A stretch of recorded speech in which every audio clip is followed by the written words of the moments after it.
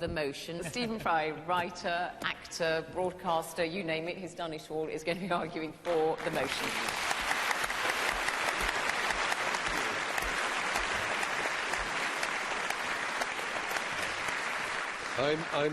I was very disappointed. Dear Tristram Hunt, who's a marvellous MP and a splendid man and a very fine historian, he actually used the phrase slippery slope. The very fact we want to return the friezes and the metaphors of what now everybody is far too embarrassed, only very recently, to call the Elgin marbles, the very fact we want to return them to the place where they were born does not mean that the Rosetta Stone is going to go back to Egypt. As has already been said, the idea that a museum is some whole, perfect, finished Victorian idea of a kind of a pantechnicon of all world knowledge is nonsensical. Like all things, it changes. And my proposal to you is very simple.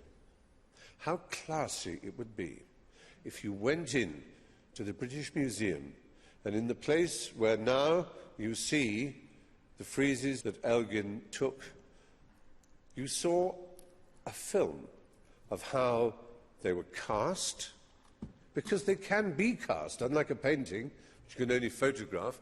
So what you would see when you went to the British Museum, you would see a period, 200 years, in which we curated them beautifully. And they will then see the journey of these extraordinary pieces of Pentelic marble being returned to within 5 miles of Mount Pentelica, where the marble was quarried and where that extraordinary temple, the Parthenon, was erected, to Pallas Athene, the goddess of Athens. The reason it's important in Athens is because it's all about Athens. There are 192 soldiers on the friezes because 192 soldiers died at the Battle of Marathon.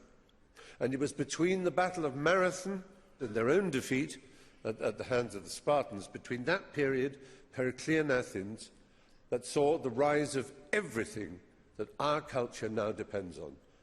Philosophy, logic, Euclidean mathematics, empiricism, a refusal to take on trust anything that is told to you. Socrates died by that principle. History,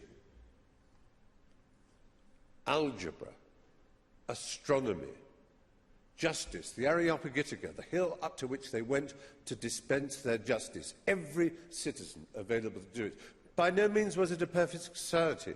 Women did not have equal rights. Pederasty was rife. But heck, I was at a public school, there's nothing new there.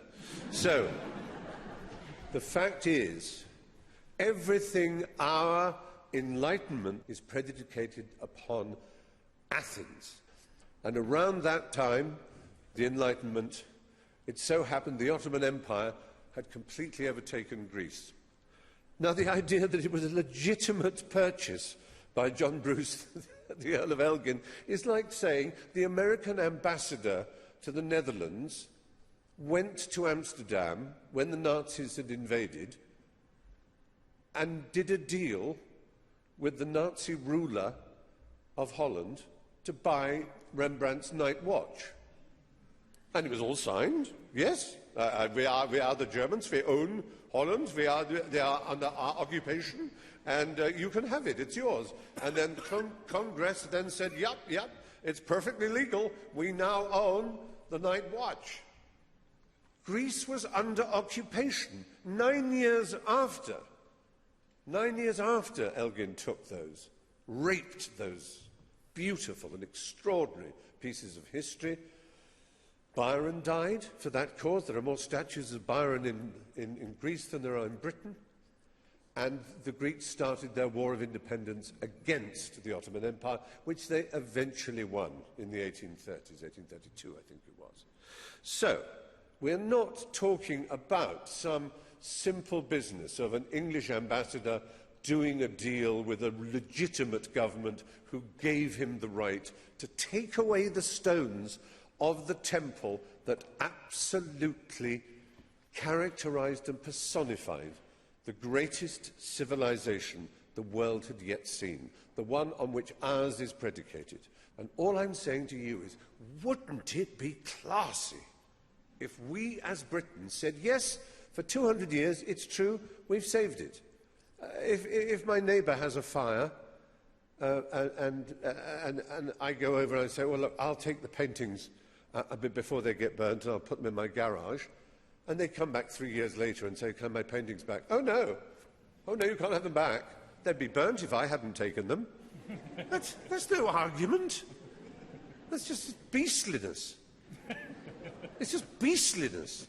And perfidious Albion, which is the name by which Britain has been known for so long, this untrustworthy country that still has colonial ambitions, let's not be that anymore.